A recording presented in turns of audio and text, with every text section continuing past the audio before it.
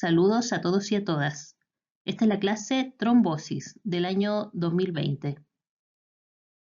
Los objetivos de aprendizaje de esta clase son los siguientes. Primero, recordar cómo el organismo evita la formación de trombos. Segundo, conocer los factores de riesgo asociados al desarrollo de trombosis. Y finalmente, comprender los mecanismos fisiopatológicos que explican la producción de trombos en el organismo. El endotelio posee diferentes mecanismos por los cuales es capaz de inhibir la adhesión plaquetaria, la agregación plaquetaria y también activar los factores de la coagulación. Entonces tiene mecanismos antiplaquetarios, los que son fibrinolíticos y los que son anticoagulantes. Dentro de los antiplaquetarios cabe mencionar que la liberación de óxido nítrico inhibe la activación plaquetaria. La producción de adenosina por parte del endotelio también es un inhibidor de la activación plaquetaria. La expresión de cargas negativas en la superficie del endotelio también actúa como un factor de repulsión para evitar la adhesión de las plaquetas y posterior activación. La prostaciclina es otro elemento que ayuda a que las plaquetas no se adhieran. A nivel de vía fibrinolítica, podemos ver que el endotelio es capaz de producir el activador tisular del plasminógeno. Por lo tanto, esto finalmente ayuda a que se genere plasmina y esta actúe sobre la fibrina para degradarla. El endotelio también expresa paransulfato, que es una molécula que ayuda a que la antitrombina 3 actúe como un inhibidor para los factores de la coagulación, para algunos factores de la coagulación que han sido activados. Y también el endotelio produce trombomodulina, el cual ayuda a que se active la proteína C, el sistema proteína CS, para que actúen como factores anticoagulantes. Otro mecanismo antitrombótico del endotelio, aparte de la producción de antitrombina y trombomodulina, está el inhibidor del factor tisular. De esta forma, este inhibidor es capaz de inactivar al factor tisular e impedir que active la vía extrínseca de la coagulación. ¿En qué consiste la trombosis? Esta representa la formación de un trombo o coágulo dentro del sistema circulatorio. Una vez que este trombo se desprende y circula y se localiza en otro sector diferente al de su origen, se pasa a llamar émbolo. Y la presencia de trombosis se manifiesta con signos clínicos relacionados con hipoxia, porque esta formación de trombo está obstruyendo la irrigación del tejido donde se aloja. Existen tres procesos que están relacionados con el desarrollo de trombosis. Exista lesión endotelial, exista una condición de hipercoagulabilidad o bien flujo sanguíneo anómalo. Cuando hablamos de flujo sanguíneo anómalo nos estamos refiriendo a cualquier condición que implique un aumento de la turbulencia, como en el caso del estrechamiento aterosclerótico, o bien estasis sanguíneo, por ejemplo en el caso de la fibrilación auricular. Cuando hablamos de condiciones de hipercoagulabilidad, estas pueden ser tanto heredadas o adquiridas. Una condición clásica heredada es el factor quinto de Leiden, o bien adquiridas como en el caso del cáncer. Existen dos tipos de trombosis, las arteriales y las venosas. Las condiciones que conllevan a una trombosis arterial tienen que ver con el estado de la pared vascular, con el grado de activación de las plaquetas o bien con factores relacionados con el flujo sanguíneo. Y cuando se trata de trombosis venosa, tiene mayor relación con el estado de hipercoagulación primaria del individuo o bien anomalías de los vasos sanguíneos y del flujo sanguíneo. Dentro de los factores de riesgo para que se desarrolle trombosis arterial podemos mencionar la disfunción endotelial, la aterosclerosis, la hipertensión arterial, el aumento de las LDL sanguíneas, el tabaquismo, la diabetes, el embarazo, la edad, la quimioterapia y las infecciones. También se ha desarrollado con mayor riesgo de trombosis arteriales en la terapia de reemplazo hormonal o enfermedades de base como el lupus eritematoso sistémico y la artritis reumatoide. En el caso de las trombosis venosas, los factores de riesgo tienen que ver con la inmovilidad, operaciones, enfermedades de base como neoplasias malignas, el consumo de algunos fármacos, principalmente hormonas, eh, la obesidad y también la predisposición genética. El concepto de disfunción endotelial tiene que ver con la pérdida de la función de las células endoteliales que recubren los vasos. Esta es una condición patológica y tiene que ver con la pérdida de la regulación del tono vascular. Dentro de las principales características es el impedimento en la formación de óxido nítrico. Como ya hemos dicho anteriormente, el endotelio posee una serie de mecanismos que son antiagregantes plaquetarios y anticoagulantes. Entonces, en un endotelio disfuncional, estas propiedades anticoagulantes y además antiinflamatorias están alteradas. También en la disfunción endotelial existe una pérdida de la modulación del crecimiento vascular. Entonces empieza a generarse una rigidez del vaso debido a la mayor síntesis de colágeno. El endotelio en reposo se caracteriza por presentar una superficie lisa que favorece el flujo laminar, no expresa moléculas de adhesión, el endotelio es considerado no trombótico y hay un predominio de vasodilatadores. En cambio, en un endotelio activo, la superficie celular se altera, esto favorece el flujo turbulento y el flujo turbulento a su vez implica una condición que favorece el trombo. También un endotelio activo está caracterizado por una mayor adhesividad hacia las plaquetas y hacia los leucocitos. Aparece una permeabilidad aumentada. Hay un predominio de sustancias vasoconstrictoras y proliferan la musculatura lisa y la producción de colágeno. Entonces, este endotelio activo y todas sus características son condiciones que caracterizan a la disfunción endotelial. El siguiente cuadro muestra condiciones que están relacionadas con una predisposición al desarrollo de trombosis venosas y obviamente son de tipo adquiridas. Por ejemplo, las intervenciones quirúrgicas, más que nada intervenciones relacionadas con neurocirugía o cirugías abdominales. También hay una mayor predisposición a las trombosis venosas en pacientes que presentan neoplasias malignas, en el síndrome antifosfolípido y causas menos frecuentes como traumatismos en el embarazo, en los viajes prolongados. Existe el llamado síndrome del viajero, que implica que personas que han viajado por muchas horas en viajes en avión muy largos y sin moverse, se generan a veces trombos. También en la obesidad, la administración de anticonceptivos orales, en trastornos mieloproliferativos y también en policitemia, que también en el fondo es un trastorno relacionado con la proliferación exacerbada de progenitores eritropoyéticos. Vamos a repasar algunas condiciones hereditarias que predisponen a la formación de trombos. Cuando se sospecha de la presencia de una condición adquirida para desarrollar trombosis en un paciente. Por ejemplo, cuando las trombosis venosas arteriales aparecen en menores de 45 años. Cuando las trombosis, ya sea venosas o arteriales, son a repetición.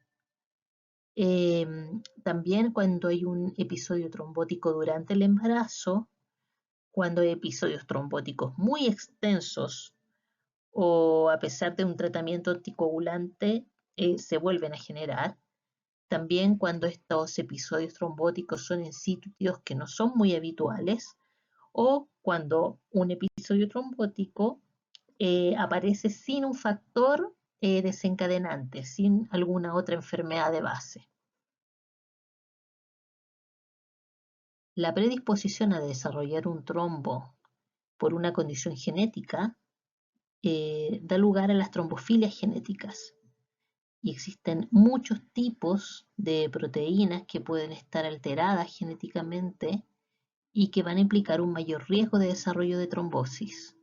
Acá tenemos las más conocidas, por ejemplo, la mutación del factor V de Leiden, la mutación de gen de la protrombina, la deficiencia de la antitrombina 3, la deficiencia de la proteína C, deficiencia de la proteína S, la hiperhomocisteinemia, síndrome antifosfolípidos, etc. Dentro de estas hay algunas que son más frecuentes que otras. Por ejemplo, la mutación del factor V de Leiden puede estar presente entre un 2 a un 10% de la población. Y tener esta mutación implica un riesgo relativo entre 8 y 34 veces con respecto a un individuo que no posee la mutación. Un riesgo de entre 8 y 34 veces de generar trombo en algún momento de la vida con respecto a una persona que no posee esta mutación. Entonces este cuadro lo pueden revisar, donde aparece el detalle de qué tipo de genética tiene la mutación y la prevalencia, y asociado también al riesgo de generar algún evento trombótico durante la vida. Las trombofilias se pueden definir entonces como la tendencia a desarrollar trombosis como consecuencia de factores genéticos o bien adquiridos, o también puede ser la suma de ambos factores, y se presentan principalmente como tromboembolismo venoso. Es rara la trombosis arterial cuando se trata de una condición que sea heredada. El defecto hereditario más frecuente es la resistencia a la proteína C activada. Muchas de las trombofilias hereditarias tienen que ver con la activación de la proteína S y C y los componentes que están interactuando en esta vía. Recordemos que la activación de la proteína C va a depender de la formación del complejo trombina-trombomodulina. La activación de esta proteína va a depender entonces de la formación de este complejo, y una vez que esta proteína C se transforma en proteína C activada, usa su cofactor, que es la proteína S, para generar la inhibición del factor V activado y del factor 8 activado. También hay que tener en cuenta que esta activación de la proteína C se potencia cuando actúa el receptor para la proteína C, que se expresa en células endoteliales. De esta forma, vamos a poder entender que la mutación en cualquiera de estos componentes puede llevar a la generación o la predisposición de una trombofilia. El factor V de Leiden, o también llamada resistencia a la proteína C, se produce por una mutación puntual de una guanina por una adenina en la posición 1691 del exón 10 del gen del factor V. Esto va a generar un cambio aminoácidico en la posición 506 de la cadena polipeptídica, en la cual se intercambia una arginina por glutámico. La mutación está presente en el 20 al 50% de los individuos que presentan trombosis venosa, o sea, una de las mutaciones más frecuentes asociadas a este tipo de trombosis. Y en los heterocigotos es de 3 a 7 veces mayor el riesgo de generarse una trombosis. Y en los homocigotos, 80 veces más riesgo de sufrir trombosis con respecto a personas que no poseen esta mutación.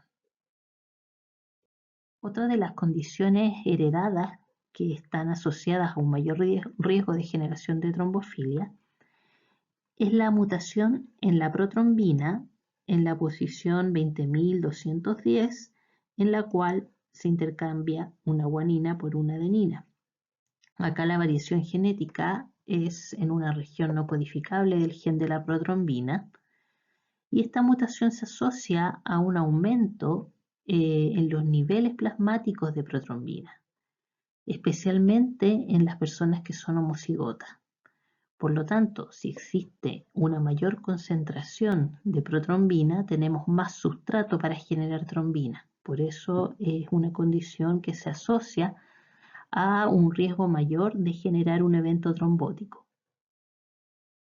Otro tipo de trombofilia hereditaria tiene relación con el déficit de la antitrombina 3. Recordemos que la antitrombina 3 es uno de los anticoagulantes naturales que es sintetizado en el hígado y es el principal inhibidor de la trombina y de los factores activados 9, 10, 11 y 12 activados.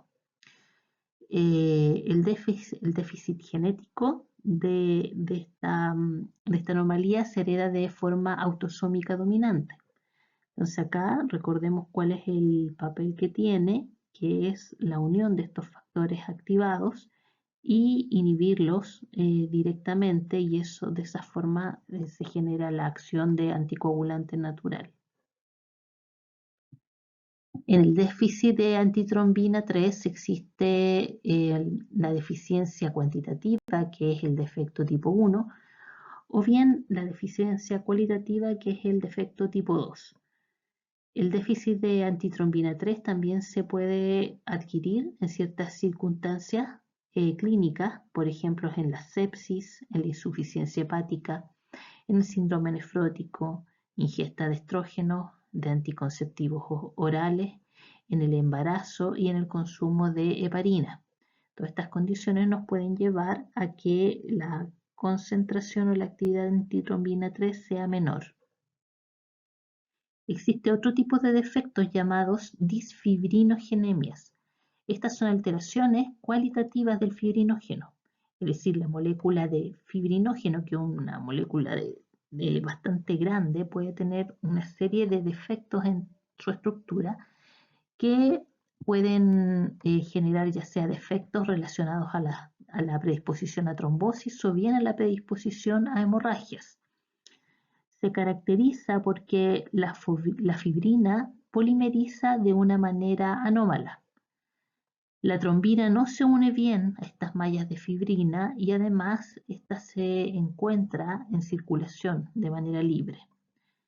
La fibrina se ha demostrado que es más resistente a la lisis, entonces también tenemos un problema de fibrinolisis, ya que hay menor activación del plasminógeno porque esta fibrina es una fibrina normal, que no está realizando su acción de llamado de atención a todo el sistema fibrinolítico para que se genere la regulación negativa de la formación del coágulo.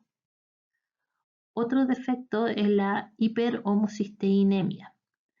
Esto también puede ser un problema tanto adquirido como heredado.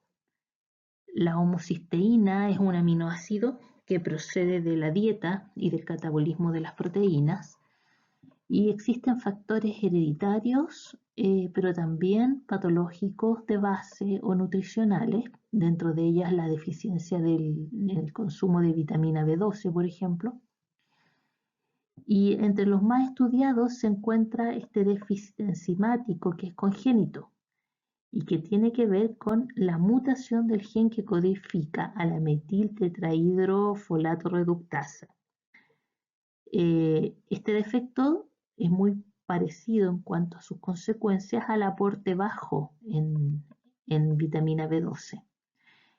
La hiperhomocisteinemia es una condición que se relaciona con la mayor predisposición a la generación de trombos. Por eso hoy en día los niveles de B12 están siendo monitoreados en personas que tienen tendencia a sufrir arteriosclerosis o bien a personas que tienen enfermedades de base como diabetes tipo 2, se les monitorea los niveles de B12, porque tanto por esta condición más bien nutricional como una posible condición genética que nos lleve a que se acumule la homocisteína, se puede tender a la generación de trombos.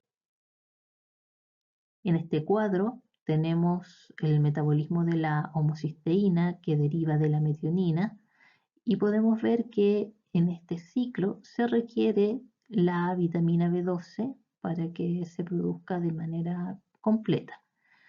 Por lo tanto, frente a deficiencias de B12 o de folatos, vamos a tener la acumulación de esta homocisteína. Y lo mismo va a ocurrir cuando existe un defecto en la actividad de la enzima metiltetrahidrofolato reductasa. ¿Y cuál es el problema del aumento en los niveles de homocisteína? Se ha visto que esta molécula es un activador de varias vías que tienen que ver con la generación de disfunción endotelial. Dentro de ellas está la activación de la NADPH oxidasa, de la INOS y de una serie de otras citoquinas que se han correlacionado con la presencia de aterosclerosis y obviamente predisposición a la trombosis.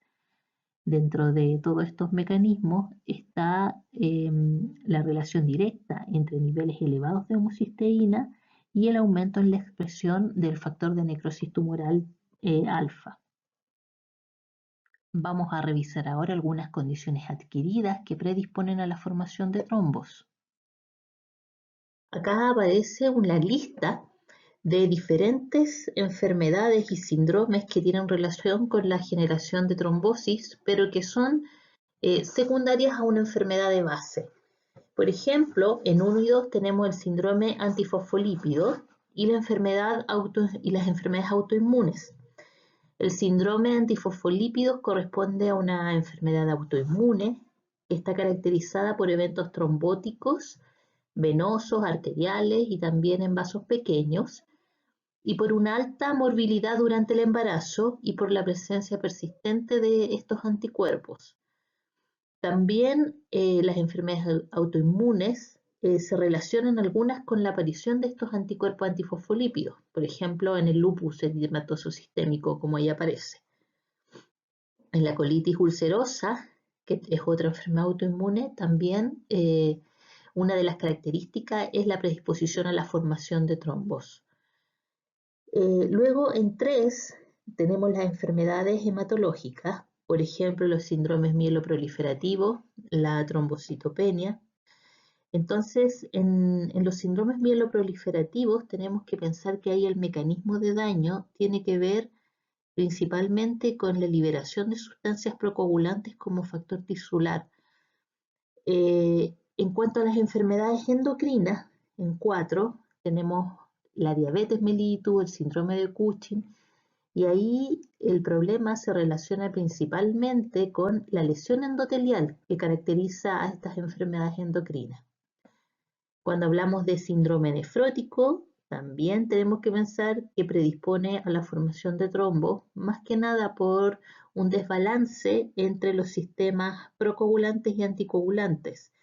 El síndrome nefrótico ya sabemos que se caracteriza por la eliminación de diferentes proteínas de manera no selectiva. Entonces, de esa forma se pierden factores anticoagulantes. Entonces también tiene que ver con esta parte de la triada. En las enfermedades hepáticas pasaría algo similar al síndrome nefrótico. En las enfermedades neoplásicas, algo similar a los síndromes mieloproliferativos, donde tenemos sustancias que activan la coagulación liberadas de manera indiscriminada. Y en 8 tenemos una condición diferente que se llama la trombocitopenia inducida por heparina. Esta condición corresponde a una reacción adversa protrombótica, está mediada por la activación de anticuerpos antiplaquetarios, que en su mayoría son IgG, y estos se forman contra el complejo que se forma entre el factor plaquetario 4 y la heparina en los individuos que están tratados con este fármaco. Entonces se generan estos inmunocomplejos y resultan en activación tanto de plaquetas y monocitos, produciendo la generación de trombina. Dentro de los factores de riesgo que predisponen a la aparición de trombosis de manera adquirida, tenemos los siguientes: la cirugía, los traumatismos, la inmovilización prolongada, tratamientos hormonales, la obesidad, el embarazo, el uso de anticonceptivos orales. Muchos de estos factores de riesgo los podemos identificar dentro de las causas que vimos en las enfermedades mencionadas en la diapositiva anterior. En el caso de los anticonceptivos orales, el mecanismo por el cual se produce una predisposición a la trombosis no se conoce completamente, pero se produce una activación tanto de la coagulación como de la fibrinolisis. Entonces, en esta condición, la característica principal es como un fenotipo de resistencia a la proteína C activada, que es similar a los que son portadores heterocigotos de las mutaciones del factor V de Leiden. Entonces, esa es la manifestación fenotípica de las personas que consumen anticonceptivos orales. El síndrome antifosfolípidos es una entidad que se caracteriza por la producción de autoanticuerpos antifosfolípidos. Los de mayor relevancia clínica son los anticuerpos anticardiolipinas y anticoagulante lúpico. Estos anticuerpos del tipo anticoagulante lúpico son los que interfieren con algunas de las pruebas de coagulación que usan dentro de los reactivos fosfolípidos. Es una mezcla de IgG, IgM, IgA, que son los que interfieren con estas pruebas.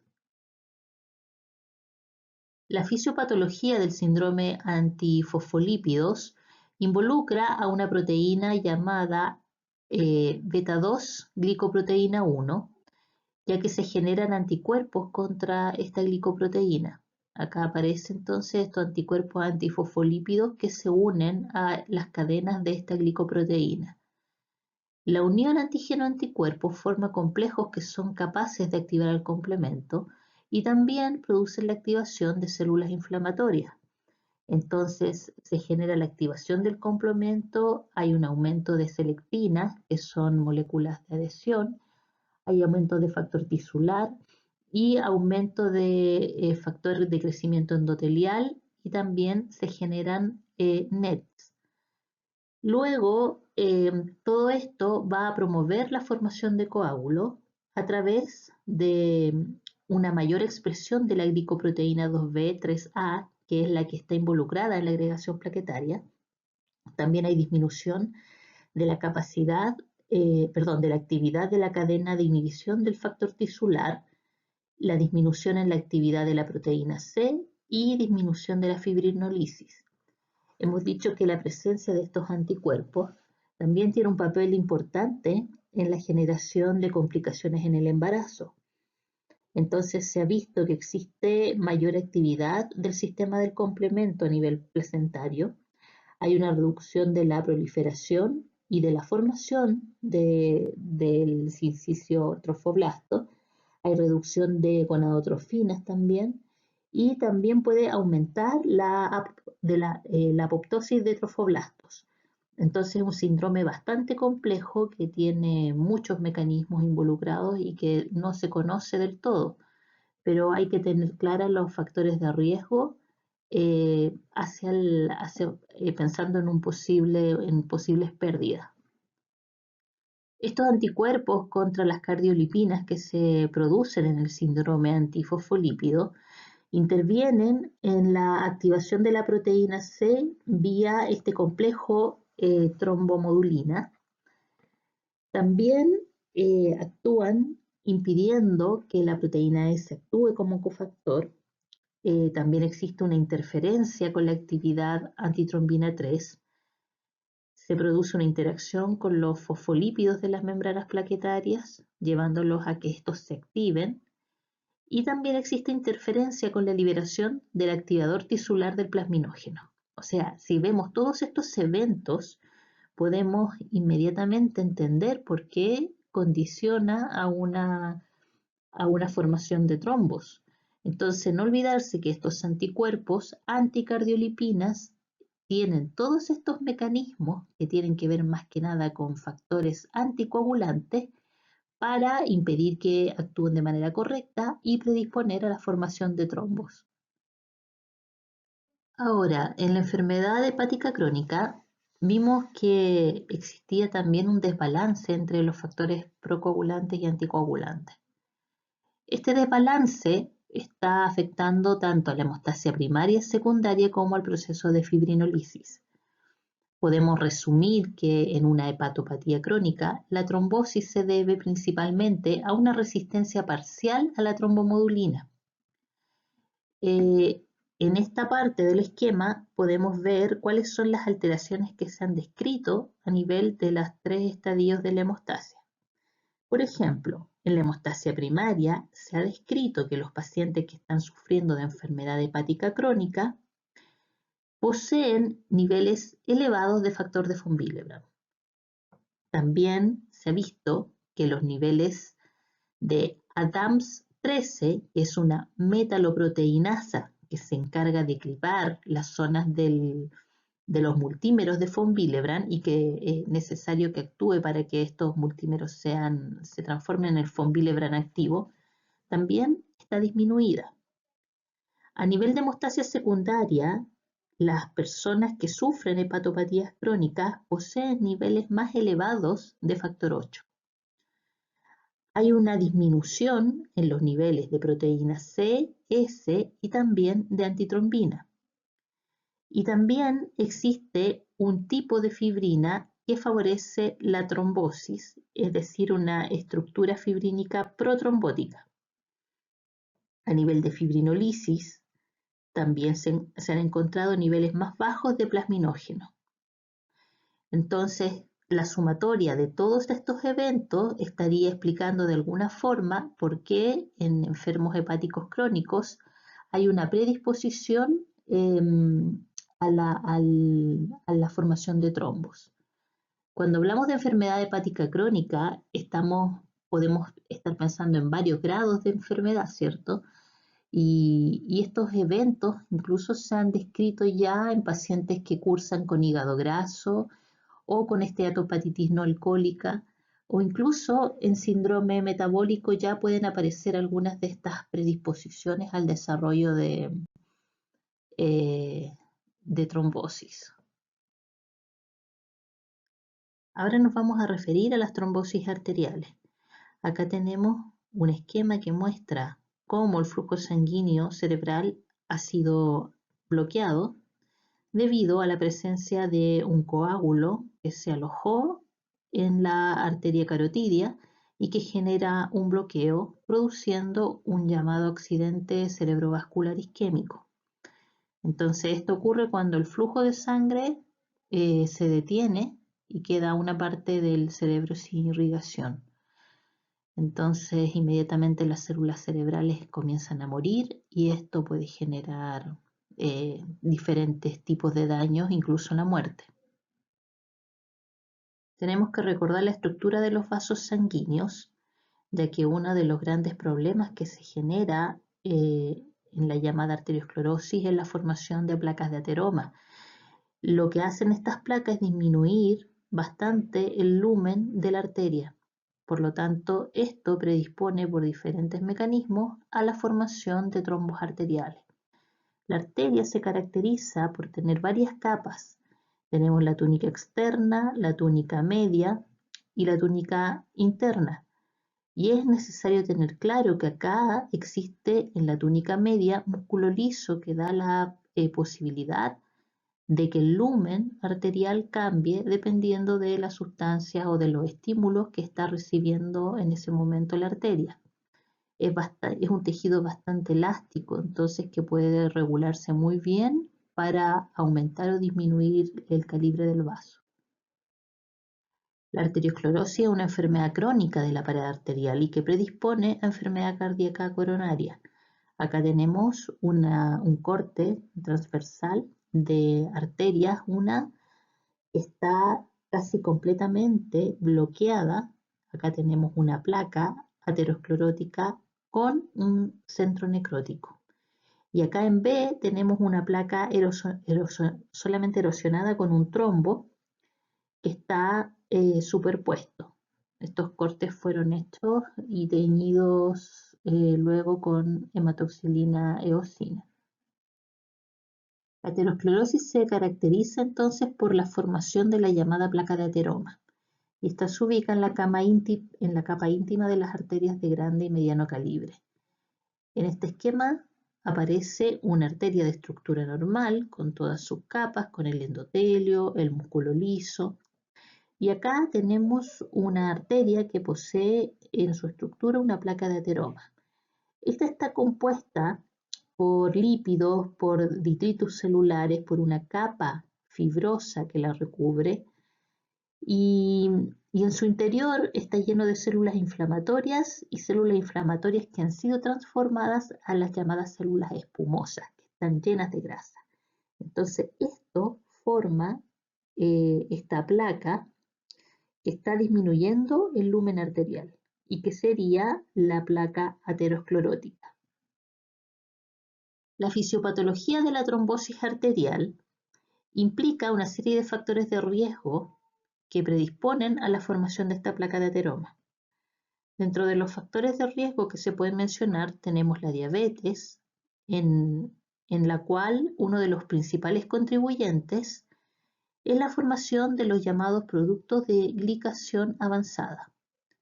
Otra condición de riesgo es la hipertensión arterial, que contribuye principalmente a través del estrés hemodinámico.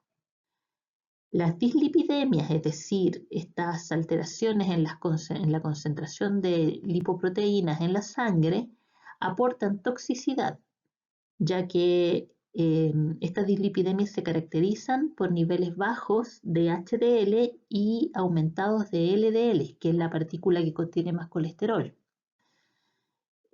También el aumento en la permeabilidad a las LDLs ayuda a que estas lipoproteínas se ingresen a la capa íntima de la arteria, y estas LDL pueden sufrir oxidación debido a que existen una serie de células que expresan enzimas que generan especies reactivas del oxígeno, y si tenemos LDLs que están cercanas a ellas, van a recibir el ataque de estas especies reactivas del oxígeno, generando lipoproteínas oxidadas, que son bastante tóxicas para las células que rodean este sector de inflamación.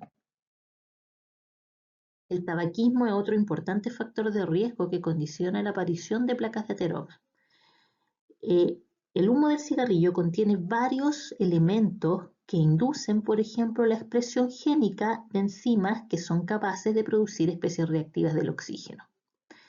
Estas especies reactivas del oxígeno en células inflamatorias generan la inducción o la expresión de moléculas de adhesión que se unen al endotelio. Eso por una parte es uno de los mecanismos que se ha descrito con respecto al humo de cigarrillo. Por otra parte, otras moléculas pueden actuar a nivel de fibroblastos para que estos expresen más colágeno y generen esta capa que está protegiendo al llamado núcleo lipídico de la placa de ateroma. El núcleo lipídico es el interior de la placa de ateroma y tiene la característica de que posee una gran cantidad de factor tisular. Entonces ya por ende, si se rompe o se toma contacto, la sangre toma contacto con este núcleo lipídico, induce inmediatamente la generación de trombo. Entonces, esta placa de ateroma se caracteriza por estar con tejido fibrótico, un núcleo lipídico oxidado, células inflamatorias, y todo esto es inducido por moléculas que están presentes en el humo del cigarrillo.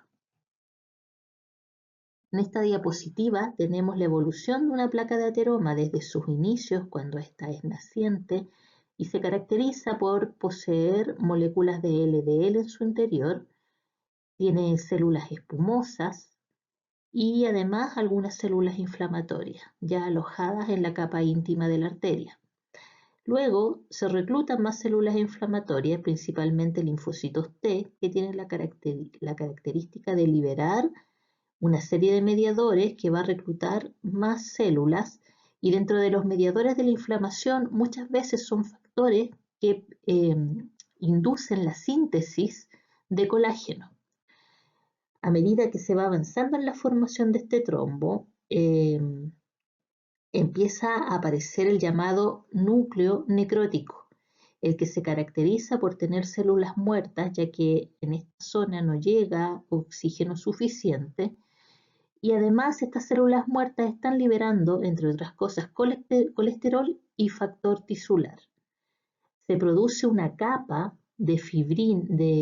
una capa fibrosa, de colágeno que recubre este trombo.